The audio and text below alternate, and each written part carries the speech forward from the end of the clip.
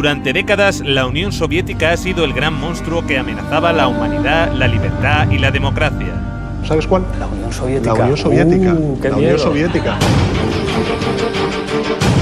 Actualmente, la prueba palpable del fracaso del socialismo. Vuestro modelo crea pobreza. Te lo dije en su... Sí, crea pobreza. El único intento que había en la historia humana, desgraciadamente, de igualdad, lo hicieron los comunistas, ¿no? En los países del este. Y fue un desastre. Pobreza y pobreza. Lo creasteis en la Unión Soviética. Pero si tan mal fue con el socialismo, ¿por qué la mayoría de los que lo vivieron quieren que vuelva?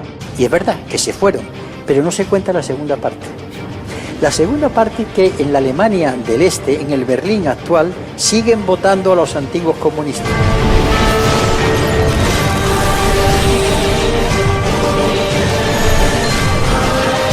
A continuación, vamos a ver lo que no nos han contado sobre la Unión Soviética.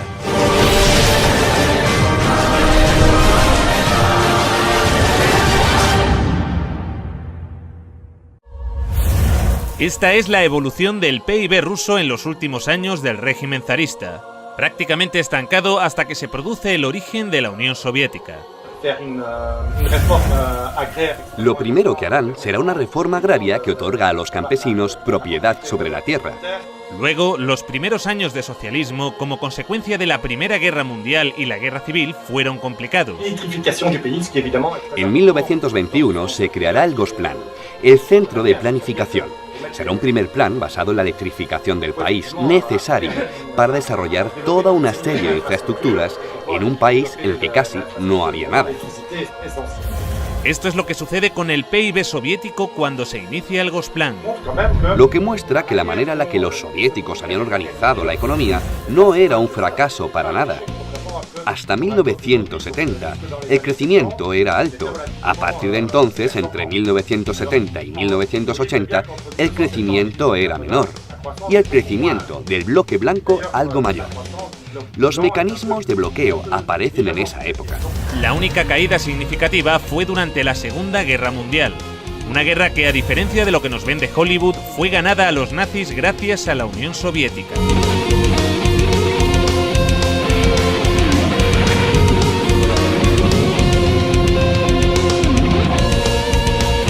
Stalingrado fue la primera gran victoria del ejército soviético.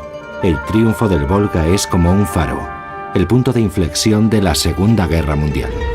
Solo en Stalingrado murieron más nazis que en todo el frente occidental junto. Europa y la URSS habían quedado devastadas tras la guerra.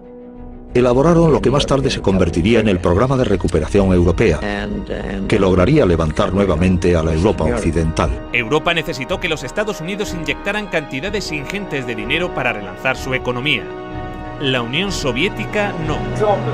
La URSS se desarrollaba más rápido que los países avanzados. No muchos países lograron cifras de desarrollo igual de rápidas. Algunos países de Asia del Este, tras la Segunda Guerra Mundial, lograron altos niveles de desarrollo, pero en la época era inigualable. En el año 1963, Rusia había pasado de un sistema monárquico con una economía agrícola atrasada a multiplicar por 52 su volumen industrial gracias a la economía planificada.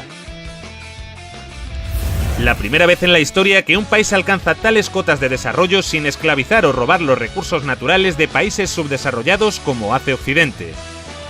Y la calidad de su industria a menudo superaba la occidental. En la antigua Alemania del Este, la economía comunista más eficiente, las normas estipulaban que las neveras y las lavadoras debían funcionar durante 25 años. Compré esta nevera en Alemania del Este en 1985. Tiene por lo menos 24 años. Nunca he tenido que cambiar la bombilla. Tiene casi 25 años. En 1981, una fábrica de Berlín Este empezó a producir una bombilla de larga duración. Los responsables de la fábrica presentaron la nueva bombilla en una feria internacional, en busca de compradores occidentales. Cuando los fabricantes de Alemania del Este presentaron estas bombillas de larga vida en la Feria de Hannover de 1981, sus colegas del oeste dijeron: «Os quedaréis sin trabajo». Los ingenieros de Alemania del Este dijeron: «No, al contrario. Conservaremos nuestros trabajos si ahorramos recursos y no malgastamos tungsteno». Los occidentales rechazaron la bombilla. En 1989 cayó el muro de Berlín. La fábrica cerró y la bombilla de larga duración dejó de producirse. El socialismo logró también mejorar de manera notable la calidad de vida de los ciudadanos. La vida de los soviéticos mejora en muchas cosas: la educación, la salud, el trabajo, pero a cambio la gente paga un precio muy alto. Desde Moscú, los dirigentes del Partido Comunista gobiernan con mano de hierro los diferentes pueblos y naciones que forman la Unión Soviética. Junto a los errores y a veces horrores, los rusos comieron por primera vez con los comunistas. Tuvieron educación con los comunistas. Tuvieron sanidad con los comunistas. La esperanza de vida subió de 40 a 70 años en 4 décadas y la mortalidad infantil se redujo en casi un 90%. Entre 1920 y 1921 hay una hambruna terrible. La guerra destruye la agricultura y además la guerra se da en los territorios más fértiles. La economía planificada también logró resolver esto, tanto que el promedio de estatura aumentó, consecuencia de las mejoras en la alimentación tras la Segunda Guerra Mundial. Esta gráfica muestra los niveles de ingesta calórica per cápita en Europa y los Estados Unidos. Aquí abajo, España. Por encima de todos, la Unión Soviética. Crearon también el primer sistema sanitario universal y gratuito del mundo. Los servicios sanitarios actuales de la URSS son el resultado de 40 años de evolución, experiencias e investigaciones. Forman un sistema unificado que se extiende a todas las disciplinas sanitarias y cuyas ramificaciones alcanzan a todos los centros de población que constituyen las 15 repúblicas de la Unión, llegando hasta las más pequeñas y remotas aldeas y zonas agrícolas.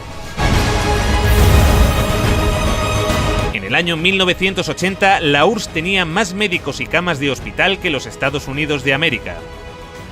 También crearon el primer sistema educativo universal y gratuito en el que se incluía la universidad. Todo el material escolar lo proporcionaba el Estado. En los años 70, la URSS tenía 5 veces más ingenieros titulados que los Estados Unidos. Y mientras los Estados Unidos pasaban la Gran Depresión con un 23% de paro, la Unión Soviética alcanzaba la plena ocupación.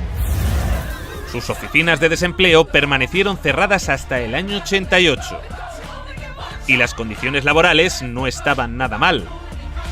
Con la Constitución Soviética de 1936 se estableció la jornada laboral de 7 horas, pudiendo verse reducida a 6 o incluso a 4 para las profesiones más duras. La jubilación era a los 60. Para los trabajos más duros podía llegar a adelantarse a los 50.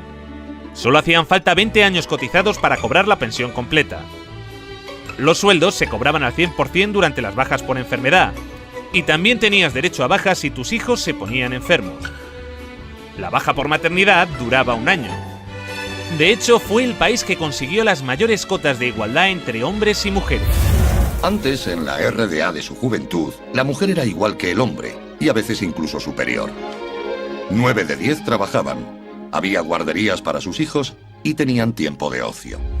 Este sistema de seguridad social serviría de inspiración a la socialdemocracia occidental, que llevaría a los Estados Unidos y a Europa a su mejor época de la historia en bienestar y derechos. Entre esos derechos están el acceso a un trabajo útil y remunerado, el derecho a unos ingresos suficientes para proveer de una adecuada alimentación, vestuario y esparcimiento, el derecho de cada familia a un hogar decente, el derecho a una cobertura médica adecuada y la posibilidad de tener buena salud y gozar de ella, el derecho a una adecuada protección ante los temores económicos vinculados con la vejez, la enfermedad, los accidentes o el desempleo. El derecho a una buena educación. Luego llegaron los liberales y empezaron a joderlo todo, pero esto es otra historia. Para el resto del mundo, el aporte científico de la Unión Soviética, incluso en economía, aunque no sea totalmente científica, es notable incluso para Europa. El virólogo soviético Viktor Sanov presentó su plan para erradicar la viruela ante la Organización Mundial de la Salud. Por primera vez en la historia, la humanidad lograba eliminar una enfermedad gracias a una campaña de vacunación en la que la Unión Soviética tuvo un papel fundamental. Fueron los primeros que lograron poner un satélite en órbita, el Sputnik. Los medios de comunicación de todo el mundo estaban embargados de emoción porque el hombre había podido llegar al espacio. El cosmonauta soviético Yuri Gagarin fue el primer hombre en viajar al espacio. Valentina Tereskova, la primera mujer. La Mir, la primera estación espacial. Incluso el primer teléfono móvil.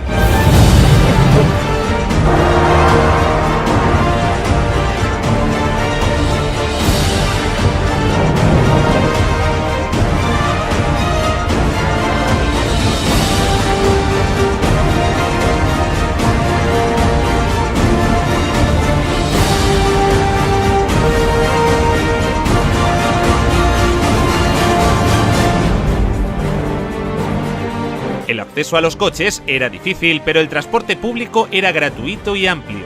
La red ferroviaria llegó a ser de las más grandes y desarrolladas del mundo. Nos enfrentamos al recorrido ferroviario más largo del mundo, el Transiberiano. Una sociedad que había logrado garantizar a todos los ciudadanos los bienes de primera necesidad. La vivienda, el agua, la luz o la calefacción no suponían más de un 30% del salario de un trabajador. Y si no podías permitirte una vivienda, el Estado te la regalaba. En la década de los 60 surgieron bloques de apartamentos en todas las ciudades soviéticas. Claro que estábamos contentos. Esperábamos esos apartamentos como el que espera a que el pastel salga del horno. Estábamos hartos de vivir con otras familias. Cuando nos mudamos nos pareció un paraíso. Vivimos aquí desde entonces y está muy bien. En Occidente, el socialismo causaba un enorme rechazo, entre otras cosas porque al no emitir casi deuda externa, los acreedores del FMI perdían una gran oportunidad de beneficiarse de la riqueza soviética. Sin embargo, mientras Reagan intentaba vender que el socialismo era un desastre, sus propios servicios de inteligencia le llevaban la contraria. En diciembre, un estudio de la CIA indicó que la URSS experimentó un crecimiento económico continuo y una mejoría en el nivel de vida de su población durante los últimos 30 años. Estos son 3 perros, uno americano, uno polaco y uno ruso. Están de visita, ahí el perro americano les explica cómo funcionan las cosas en este país. Y les dice, si ladráis lo suficiente, alguien vendrá y os dará algo de carne. Y el perro polaco pregunta, ¿qué es la carne? El perro ruso pregunta, ¿qué es ladrar? La habilidad de la economía soviética para mantener su viabilidad ante la ausencia de importaciones es mucho mayor que la de la mayoría y posiblemente todas de las economías de otros países industrializados, asegura la CIA en su informe. Pero la aventura socialista llegaría a su fin. A principios de los años 70, las reformas de Kosygin empezaban a descentralizar la economía. Esto produjo que la economía se empezara a ralentizar. 15 años más tarde, Gorbachev, para arreglarlo, decide empezar a liberalizar más el mercado. En 1985, Gorbachev llega al poder y lanza la perestroika. Como él mismo decía, su intención era un socialismo a la sueca. Pero en lugar de relanzar la economía, lo empeoró más. En el año 89, el PIB de la URSS caía por primera vez en décadas. En marzo de 1991 se hizo un referéndum preguntando por la continuidad de la Unión Soviética. Los ciudadanos votaron a favor de mantener la Unión con casi el 80% de los votos. Pero Boris Yeltsin y los Chicago Boys tenían otros planes. Esto sucedió a pesar de un referéndum en el que la mayoría de la población votó por la conservación de la Unión Soviética. En agosto de ese mismo año, una facción del Partido Comunista dio un golpe de Estado. Según la agencia de prensa soviética TASS, el presidente soviético Mikhail Gorbachev ha renunciado a su cargo y ha sido sustituido por Gennady Yanev.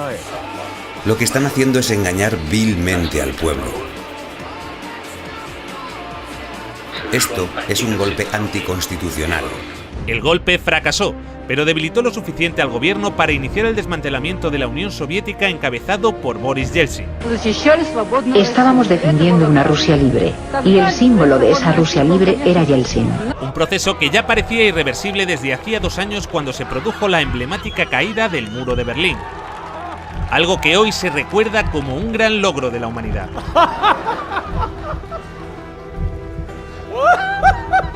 aunque poco se habló de lo que sucedió después.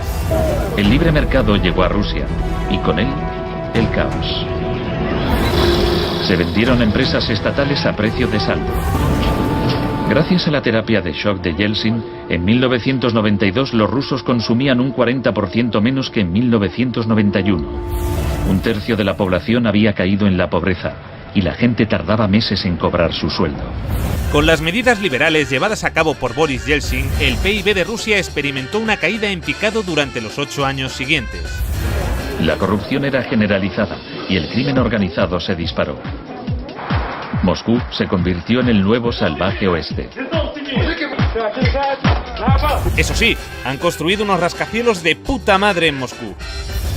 Se pusieron a la venta más industrias estatales, y así nació una nueva clase de empresarios multimillonarios con influencia política, los oligarcas. En 1998, el 80% de las granjas rusas estaba en quiebra y 70.000 fábricas estatales habían cerrado. Crea pobreza, pobreza y pobreza. En 8 años, el número de pobres había aumentado en 72 millones, mientras Moscú pasaba a ser la ciudad del mundo con más multimillonarios. La pobreza se disparó también en los países miembros y satélites de la URSS. La antigua RDA fue una de las regiones que salió mejor paradas, pero también experimentó algunos retrocesos, especialmente en los derechos de las mujeres. Mujeres de la RFA piden que se apliquen las leyes que protegen a las mujeres en la RDA. Una época cómoda que termina con la caída del muro en noviembre de 1989. Sí que hay un Día Internacional de la Mujer, pero ya no se celebra de la misma manera. A las mujeres ya no se las homenajea como antes. Un retroceso que en ocasiones llegó a tener consecuencias trágicas. Miles de mujeres de la ex RDA se hacen esterilizar por temor a perder el empleo. Las regiones que están más al sureste de Europa o las próximas al Cáucaso pasaron a convertirse en países cuasi tercermundistas. La desintegración de la Unión Soviética ocasionó el colapso de la seguridad social de la que gozaban antes las personas mayores. Numerosos ancianos viven hoy en la pobreza. La venta de riñones por dinero fue la única opción que la mayoría de ellos tenía para poder mantener a sus familias. Es difícil conseguir un empleo en las regiones de Moldavia. He escuchado que un riñón vale $95.000, o cerca de 100.000. Nos engañaron. Sé que no debí viajar a Turquía, pero necesitaba el dinero. Ahora ese dinero ha arruinado mi salud. Desde entonces, los latentes conflictos interétnicos que persistían en varias repúblicas de la URSS se intensificaron y desataron choques armados. Según diferentes datos, estos enfrentamientos se cobraron las vidas de decenas de miles de personas. Millones tuvieron que refugiarse. En Rumanía, ahora es habitual ver a niños viviendo en la indigencia en las calles de Bucarest. Y aunque los acreedores occidentales del FMI se beneficiaron enormemente de que en países como este se disparase la deuda externa, el grueso de la ciudadanía en Europa tampoco fue a mejor. En Europa hay 123 millones de pobres, pero los milmillonarios han continuado creciendo.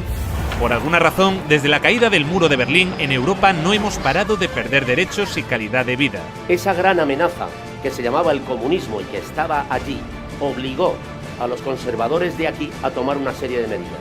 Dijeron, o les damos escuela y les damos sanidad y algo más, o aquellos del otro lado nos van a comer el turrón. Cuando cayó el telón de acero, esta amenaza desapareció.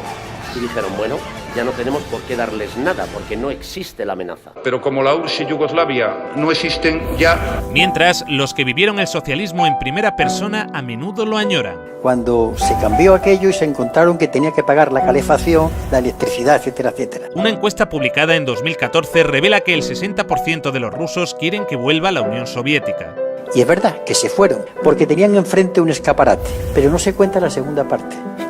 La segunda parte que en la Alemania del Este, en el Berlín actual, siguen votando a los antiguos comunistas. En las elecciones federales de Alemania, el nuevo Partido Socialista Unificado de la antigua RDA gana en los distritos de Berlín que pertenecían a la zona soviética. De hecho, se habla sobre todo con nuestros abuelos. Ellos nos cuentan lo que vivieron. Y en general lo hacen de forma positiva. En esa época había menos gente muy rica y todos los demás eran iguales. La riqueza se distribuía de manera equitativa. Había una justicia social. No es como hoy en día, que hay familias con menos recursos cuyos hijos no tienen grandes oportunidades. En Asia Central, esta añoranza es aún mayor.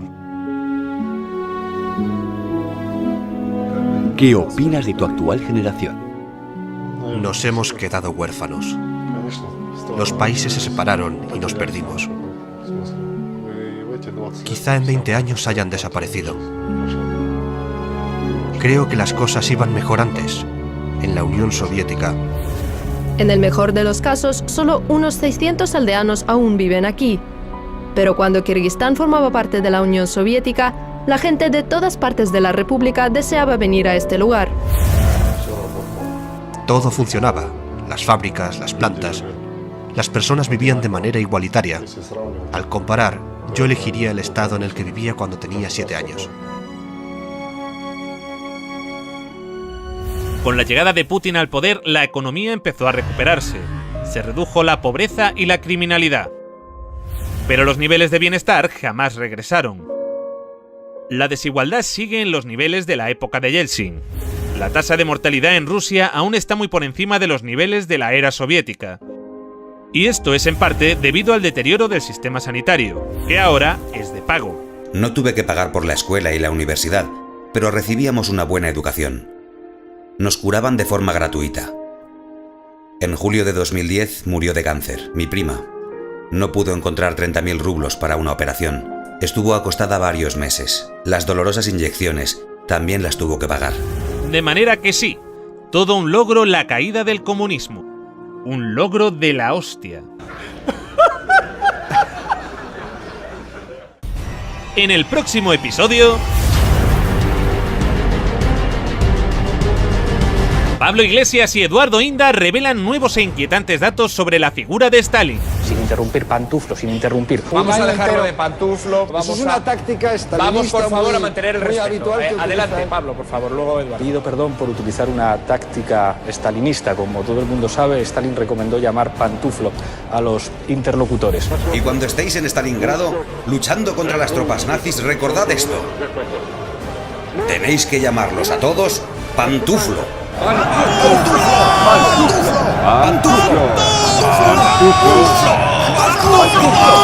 ¿Cambiará esto la opinión que tienen los ciudadanos de Stalin? Yo creo que a Stalin más le hubiera valido invadir Ciudad Rodrigo. Ciudad Rodrigo. Ciudad Rodrigo. Ciudad Rodrigo. Ciudad Rodrigo. ¿Y qué pasa con Ciudad Rodrigo? Si me la chupas te lo digo. Crea pobreza, pobreza y pobreza. No hay que olvidar que según el país que promueve golpes de Estado en América Latina y que financia y arma a yihadistas en Oriente Próximo, la URSS no era una democracia. Así que suscríbete.